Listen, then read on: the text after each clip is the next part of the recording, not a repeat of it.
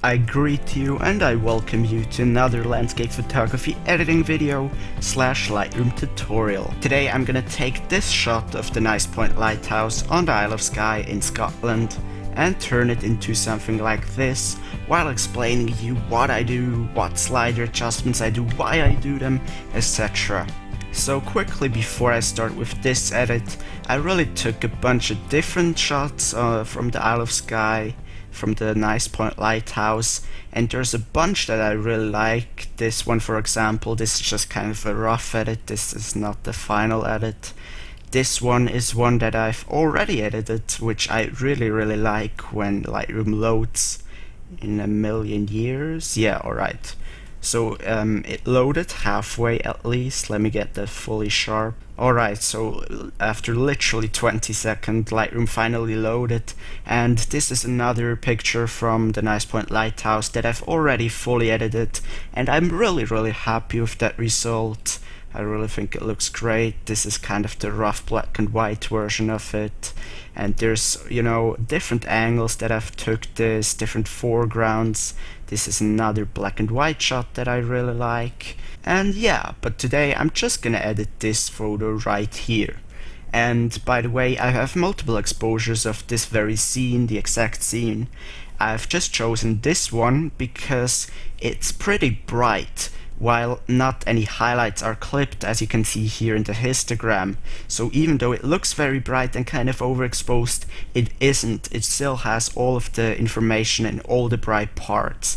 And this way I can raise the shadows, get less noise, and, you know, get the shadows a bit brighter, so the overall picture gets a higher quality. It's really a thing that I do a lot, just shoot for post, you know, and then adjust everything later. So, you know, maybe for your own landscape photography, just try to shoot a bit brighter than you usually would for the perfect exposure, but still make sure that none of the highlights are clipped, of course. That's very important.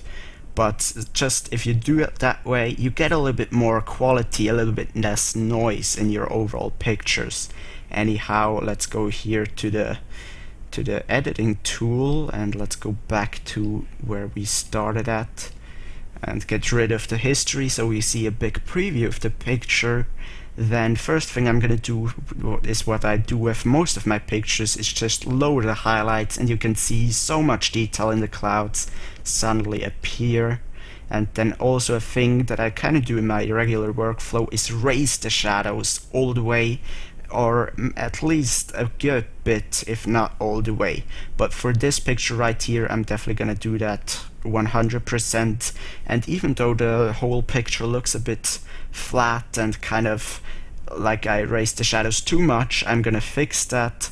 It's really great workflow for my personal style, just raising the shadows so much. And now I'm gonna bring down the blacks, and you immediately see how much more contrast we get in this rock right here. While I'm doing that, let me hold down the Alt key to see wherever the blacks are clipped, meaning there is no detail left in the shadows. Now, if you have some clipped blacks, it really doesn't matter. I mean, it can even out to the picture, so don't worry about that too much. Just stick with whatever looks best. So I think I'm gonna stick with -77 here. And just to show you, let me reset the shadows, and you can see how dark this is. But when I raise the shadows, I get so much contrast yet detail in these dark parts, at least in most of them, and I really like that. So let's go to the whites next, and the thing with the whites is you want to raise them and hold down the Alt key, but you want to make sure that you do not clip any of the whites. Really, whites are totally different than blacks, so you want to make sure that you do not clip anything there. Once again, everything that's getting color, if you push it to the right while holding down the Alt key, is clipped, and everything that's black is not clipped. So you just want to make sure that you don't clip anything there. And then I feel like the overall exposure might be just a touch too bright, but once again, we don't have any detail lost, so just by reducing the exposure in post, that just makes the quality better. And especially if you don't do it that much, you really don't lose anything.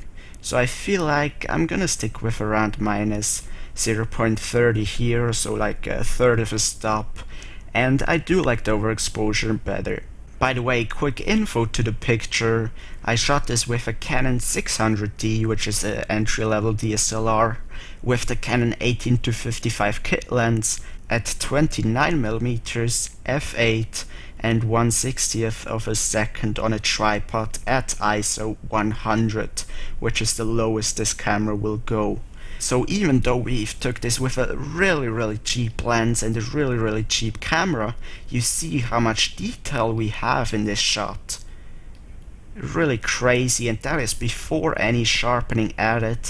So you know, gear really is secondary. You can get so much dynamics, you can get so much detail and sharpness out of even such cheap gear.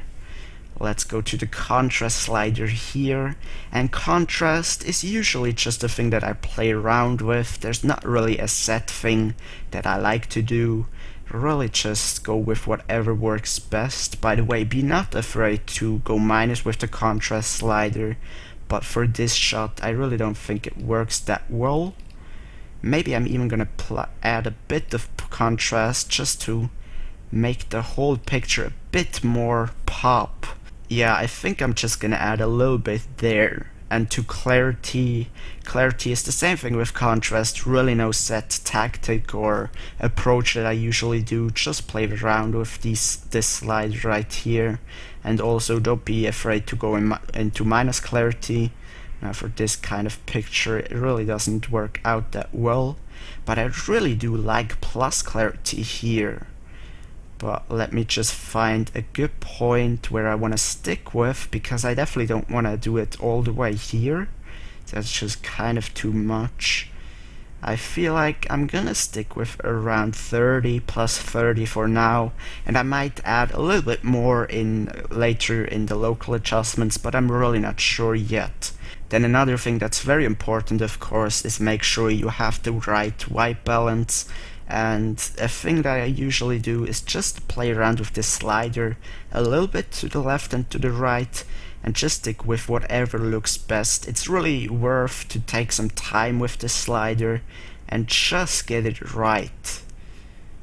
Yeah, I think that's a bit too warm. I don't want so much yellow cast in this picture, but I also don't want it too cold. So let me just see here. I think I'm gonna stick with around 5900 and go down to the tint and see what works best here. Now tint, unless you have a sunset photo, really doesn't have that much impact to my usual pictures, but it still works. It still is worth to try out and play around with. But for this particular case, I don't think I'm gonna change anything to the tint, so I'm just gonna reset it by double clicking on it. And to the last two sliders here in the basics tool is vibrance and saturation. Now if you want to add any of these, I'd suggest you to add vibrance because it adds color more subtle rather than the saturation, which really kind of makes everything look unnatural, and yet vibrance has a bit more subtle approach to the whole thing. But let me see here if I want to add any plus vibrance at all. It really depends on your editing and on your picture. Usually raw files tend to be a little bit washed out, so in this case I feel like I'm gonna add maybe plus 25. Yeah, I really like that. Here's at 0 and here's at plus 25. Then down here at the tonal curve, really another of my favorite adjustment tools here is the highlight slider in the tonal curve. And what I always do with all of my landscape photos is just raise the slider here. How much you want to raise it really depends on your picture, and even though when I raise it the sky might look overexposed, the histogram tells me it really isn't, and I just can fix that later by grabbing a graduated filter, drag it over the sky and reduce the exposure there. Exposure and highlight slider, especially the one down here, really are a totally different thing. So you just want to make sure you add enough that you get a lot of dynamic into the picture. You know, just add as much as you like. But I feel like I'm gonna stick around 50 here. And you can see the highlight slider here is at 0. And here's at around plus 50. It adds so much dynamic in the water, in the sky, and even in the foreground. Really one of my favorite adjustments of the whole Lightroom. And just to clarify, the highlight slider down here really just affects different parts of the highlights and just kind of the very bright parts of the highlights. So it's totally different than the highlight slider up here. This one just affects the overall kind of bright parts. So that's why I usually just go in the opposite directions with these. The light slider here, the rest of the sliders in the tonal curve, there's really not anything that I, particularly like. It's really different for every single picture. But I feel like I'm gonna go a little bit, maybe even plus with the lights. Actually, I feel like it's a bit too much, so let me just bring that down to 0. And to the darks, definitely don't want to bring them down, but I might raise them just a little bit, just so we get a little bit more detail here in the dark parts of the rock. Here's at 0, and here's at around plus 20. And to the shadows, shadows are just like the highlight slider here in the tonal curve. They just affect the very, very dark parts of your image. So totally different than the other sliders. And I feel like I'm gonna raise this one as well. Especially pay attention to this area right here on this rock. Here's at 0, and here's when I raise that. And the great thing is, if I, for example, I find that there's a bit more too much darkness in, for example, these rocks right here, instead of going to the blacks and just bringing them up more, which kinda changes the whole picture, when in reality you really might just need to bring up the shadow slider down here to keep the overall contrasty look, but just get a little bit more detail and a little bit more light into some dark areas. And point curve, just play around with this. It's really a very subtle approach of contrast, and it can add to your picture, but I feel like I'm just gonna leave that linear for here, but definitely play around with that. I use it in some of my pictures. So we're already done with the two of my favorite adjustments, but before I actually go to HSL tools and the other global adjustments, let me just quickly grab a graduated filter here and just drag that over the sky. Make sure you don't have a too harsh edge, and then I'm just gonna drop the exposure slightly and kind of make sure that the sky doesn't look overexposed. So I feel like minus 0.30 works pretty well here. And also a thing that you often can do to your sky, especially if you have clouds like in this one, is just play around with the contrast slider. And I feel like I'm gonna add a little bit of contrast just for the sky here, as well as the clarity slider. And I definitely do like the texture the clarity slider brings out of the sky. I definitely do like that. Now, clarity and contrast in the sky, usually I add a little bit of it. Definitely if you have a very dramatic and kind of stormy clouds picture, then add it a lot and it works really well. But if you have like a very soft kind of sunset or sunrise photo, going into minus contrast and minus clarity just for the sky can work really, really well. So just be sure to play around with that. So I actually really like that, but as I see here, we have a sensor spot, so let me just quickly remove that by getting the spot removal tool on heal. And where is it? It's right there. It's really something that I would usually do at the end of my editing, but it just sticks out so much, so I'm just gonna take care of that one right now. So once again, let me just show you quickly without the graduated filter for the sky and with. So much detail we suddenly retrieve. Then let's go down here to the HSL tool. This tool really doesn't have that much impact to your picture, so if you don't really want to spend the time, you can just overjump it. But if you like to use it, or you just want to play around with it to see what it does to your picture, I highly suggest to go to Hue, Saturation and Luminance separately, grab this little pinpointer and drag it over a color you want to change in your picture, and then just bring the mouse up and down and just stick with whatever works best. The reason I'm doing that instead of just going to the sliders directly is, as you can see here, for example, this part of the image contains aqua and blue color, and if I would just go to blue, it would change the color differently, and this really is the better approach to it. Then let me do the same thing with greens. I really would just do that to big colors in the pictures, so in this case blue and green. So once again, let me see here if I want to change anything. I feel I like how it looks, so let me just reset these and go to saturation, do the exact same thing as I did above, and I don't really want to change any of the blue saturation, so once again reset that to the greens. I might add a little bit of green here, yeah, just a tiny bit, and lastly go to the luminance, play around with the blues, and I might add a little bit of plus luminance here.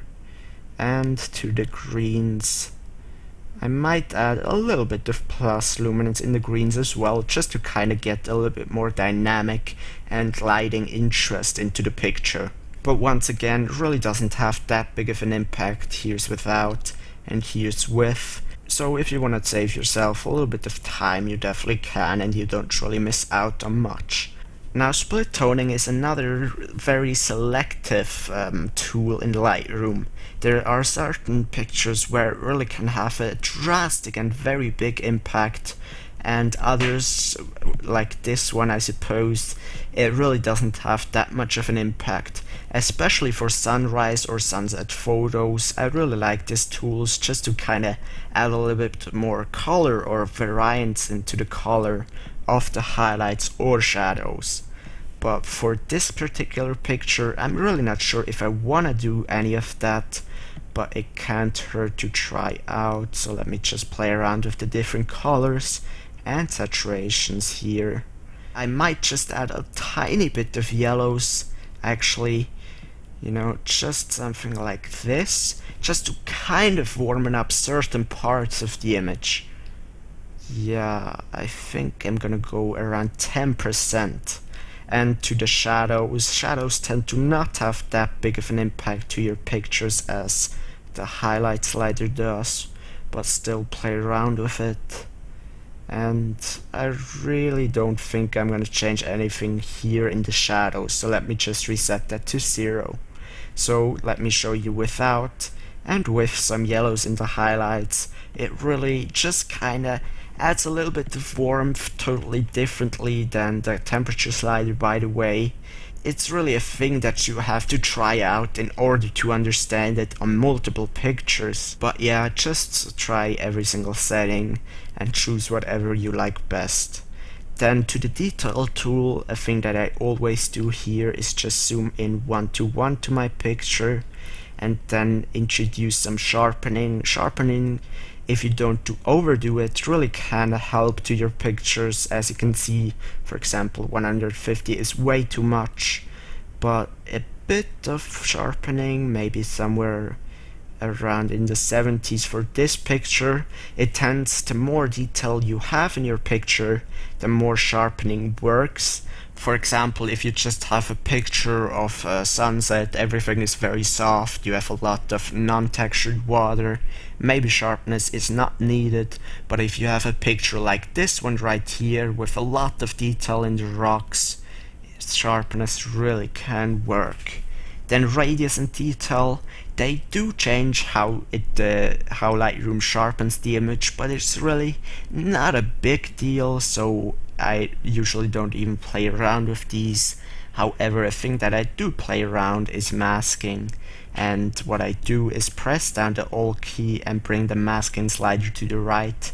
What this will do is everything that's white is going to be sharpened, and everything that's white is not going to be, everything that's black is not going to be sharpened. So you want to make sure that you don't sharpen any areas without any texture, because that would just introduce noise. For example, water or sky is a great example for that. So let me just add masking until I don't really have too much of the sky or water selected. Yeah, I really don't mind this texture part of the water being sharpened, but for now I feel like that works pretty good. Once again, everything that's white is going to be sharpened and everything that's black is not going to be sharpened. Then noise reduction. Now, noise reduction is kind of an overused thing in my opinion, because I really don't like it all that much, because a lot of pictures, even though they might have a little bit of noise, by just introducing noise reduction, it really makes the whole picture look so much more plasticky. It takes away so much of the sharpness and detail, which I'd rather have a little bit of noise rather than making my whole picture look like it's out of plastic. But that said, if you have, for example, a night shot and the noise really takes overhand of your picture, you maybe want to add some noise reduction. But for this picture right here, there's really not a lot of noise at all, so I'm not gonna add any noise reduction here.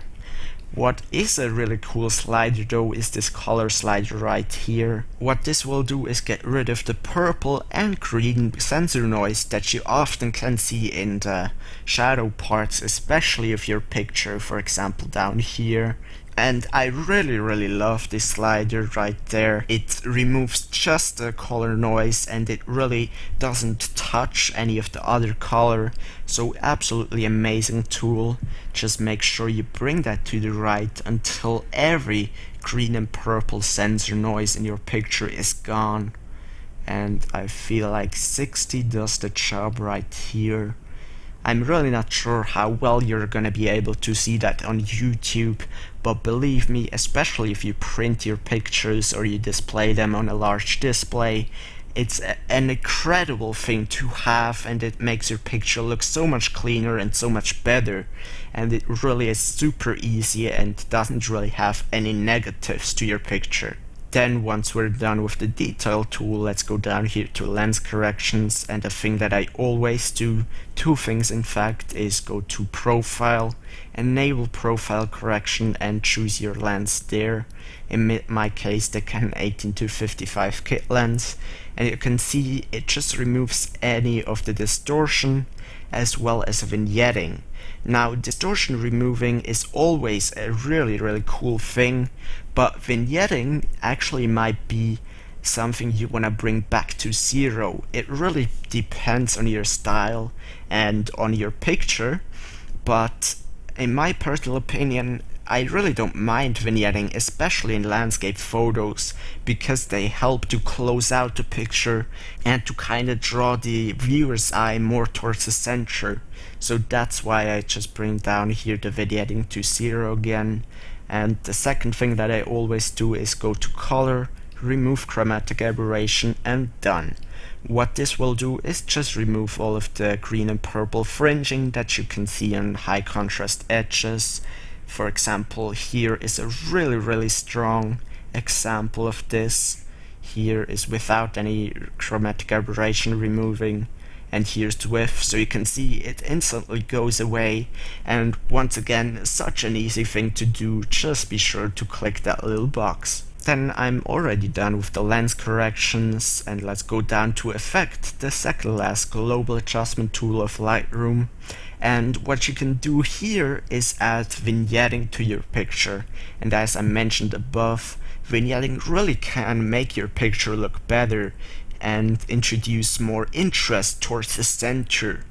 So definitely be sure never to go plus vignetting. It's really terrible. It just ruins your picture. Anyways, I'm gonna go minus here, and the amount I go minus really is just very subjectively. It really depends on every single picture and on your personal taste. But in most of my landscape, in fact I'd say 95%, I do add a little bit of vignetting. So let me just see how much I want to add here. I feel like about -12 works pretty well for this photo. Then midpoint, roundness, feather and highlight slider. This all fine-tunes the kind of vignetting you add, but it really doesn't have a huge impact to your picture at all, so I really don't play around with these sliders.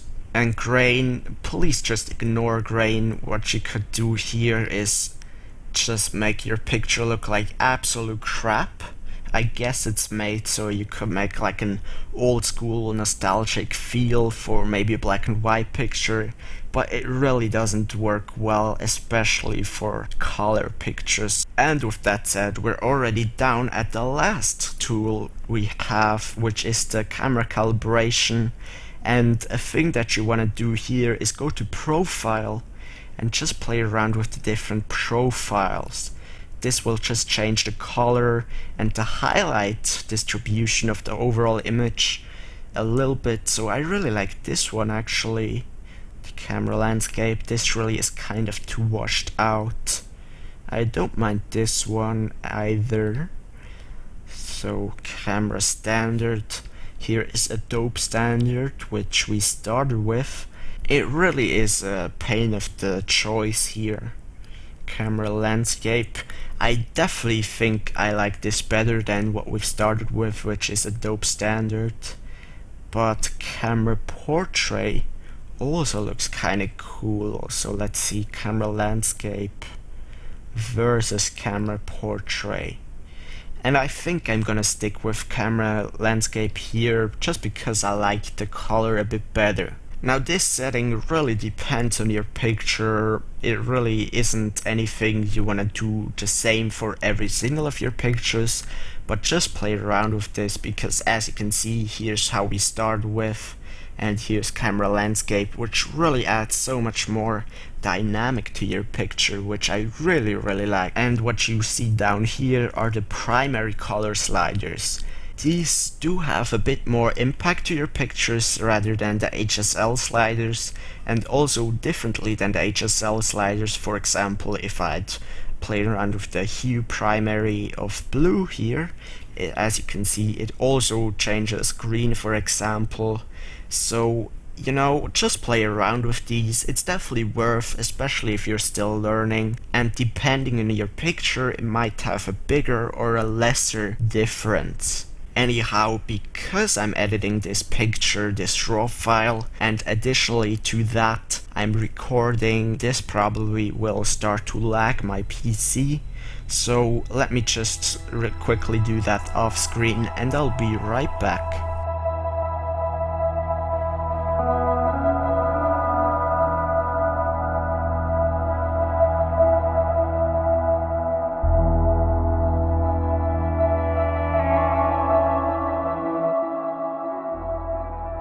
Alright, so I'm done after messing around with these primary color sliders. Here is without any profile and primary color slider adjustments. And here's with. So you can see it adds so much more dynamic in this particular case. Camera calibration really is a very depending tool on your picture. It can have a very big impact, just like in this picture, and in some of the other pictures it might have almost no impact. So I'm done with all of the global adjustments, so now what I'm gonna do is local adjustments. And first thing that I'm actually gonna go do is go back to the graduated filter we put on the Skye earlier and just kinda change the color a bit, because as you can see it's kind of yellow in some parts of the sky right here, and I really don't like that. So let me just try to fix that. Let's try it with the color temperature. It might be not the ideal thing to do. Maybe just a little bit more blue in the overall sky here. And I definitely like that better. Now, another thing that is very important is to make sure that your horizon is straight. In this particular photo, it is pretty much perfectly straight, but I see a lot of people just having amazing pictures, but then just such a simple fact as an unstraight horizon just kind of ruin the overall picture. So if your horizon is not absolutely straight, just be sure to go in this little crop overlay tool, grab this little angle tool and just drag it along the horizon, and it will straighten automatically for you. And then let's go further into local adjustments. As you can see right here, this part of the sky is a bit bright, and I really don't mind this part being bright right here because I think that adds a lot of dynamic to the picture, but just for the very top I'd like it to have a bit more dark tones and just be a little bit less bright. So I'm gonna do this in this case with a graduated filter. In fact, just kind of drag it over the top part of the sky and make sure everything is reset. And then I'm just gonna lower the overall exposure of this graduated filter bit, then just fine-tune the edge, and I think that works pretty well. So I definitely like that much better. Here's without any graduated filters in fact, and here's with, so really just completely changes the sky. By the way, I really like these graduated filters for the top of the image as well as the bottom of the image, just like a very small portion, just like that. It really helps to close out the picture and kind of give some additional vignetting just to the top and bottom part. So I really do like this in a lot of the cases. Then I feel like the overall picture looks pretty good, but a thing that I might do is just grab an adjustment brush and make some of the corners even a bit darker. Here again, be sure that the feather is to 100. For example, this bottom right corner right here is a bit too bright. Maybe some right there.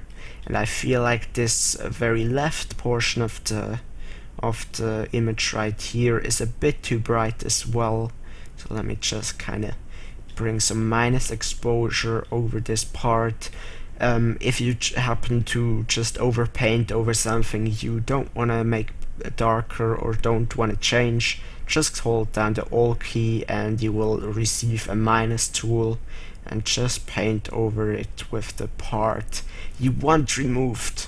Basically, if you press Alt while having an adjustment brush, it will just invert the adjustment brush and get rid of the effect you have painted with that adjustment brush. I really think I've explained that 10 times more complicated than it really is, so sorry for that. Anyhow, I really do like the overall picture, but a thing that I do with all of my pictures is just add some dodge and burning, meaning making individual parts of the image darker or brighter.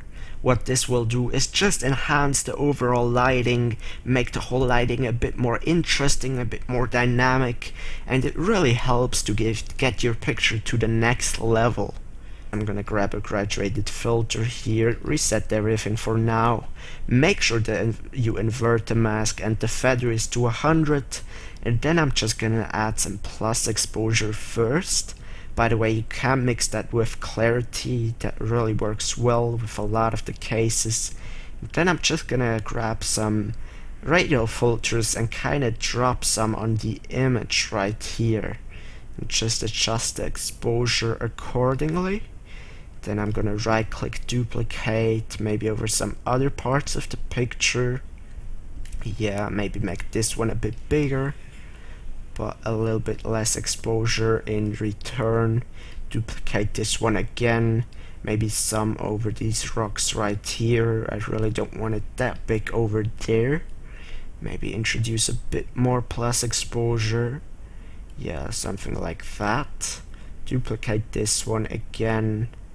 I really like this So what I usually try to do is just go over some of the bright spots. I might kind of make some of the bright spots even brighter, and then once I'm done with that, go over to the dark spots and kind of make the dark spots a bit darker. That really helps to kind of give some contrast, a different kind of contrast to your picture. Depending on your photo, of course, this might have a very big impact or not really that big of an impact. Maybe one over this tip right here. And I feel like I'm pretty good with plus exposure radial filters. So now let me go in the opposite and kind of go minus exposure. Just a little bit. Make sure you don't overdo that, otherwise it will look completely unnatural. So just minus 0.20 here. Make this a bit longer. And just go over some of the dark parts already in the sea right here. Duplicate it again. Maybe a little bit more here. Blacks really, dark exposure in the radial filters really can work well with contrast. So I'm just gonna add a little bit of contrast right here. Maybe one more over there, just to kind of make these rocks a bit darker.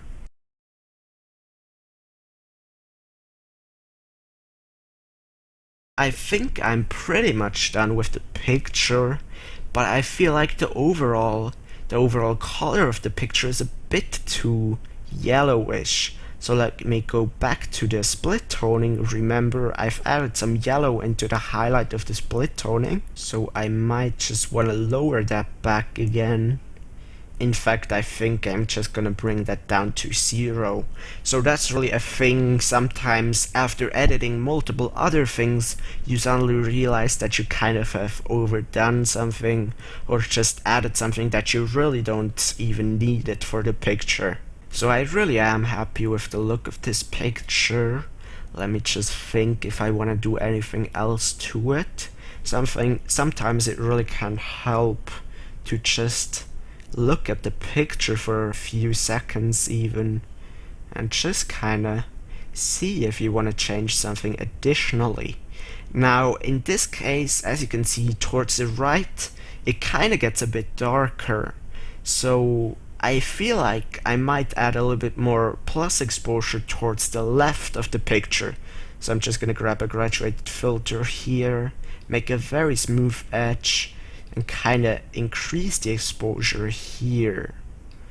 Let me just bring that up a little bit so it doesn't affect so much of the foreground. And I kinda like that, I have to say. Sometimes it really can help to do that. So one part of the image looks a bit darker, one side of the image looks a bit darker than the other side. That also really helps to create dynamic. And I really think it works well for this particular photo. And then the very last thing that I would do with all of my pictures is just go in 1-to-1 and look for any dust or dirt spots in the picture. And if you see any, just grab the spot removal tool, go to heal and remove them. It really is something that you want to do, especially if you print your pictures. This is definitely something you want to do. It's nothing worse than if you order a really nice expensive print and you get it back with a bunch of dirt spots on your picture. So be sure to remove them before you do that. Well, anyways, I feel like that's enough of me talking for you today, probably. I think we're almost 40 minutes in, which it really is very long compared to most of my other videos, but I really just wanted to go very in depth for this particular photo and this particular edit. So as always, let's see where we started at with the raw file. As you can see here, the long history list, and go all the way down to the import. Here's where we start at. This is the raw file without any adjustments, and it really is a completely different picture. Really amazing what we've made out of it, what you can do with a raw file even from such a cheap camera as a Canon 600D.